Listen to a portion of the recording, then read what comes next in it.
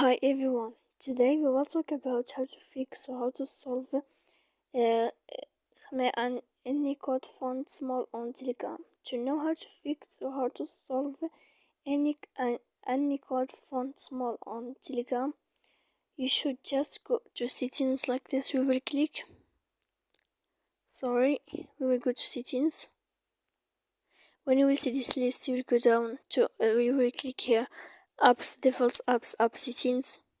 When you will see this list, you will go down to find the application of Telegram and you will enter. Then in this page here, you will go to click for stop.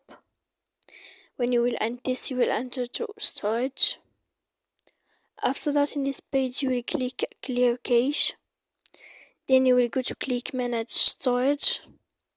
And when you will end all this, you can update your application. So please don't forget to support us by like and subscribe. See you next time.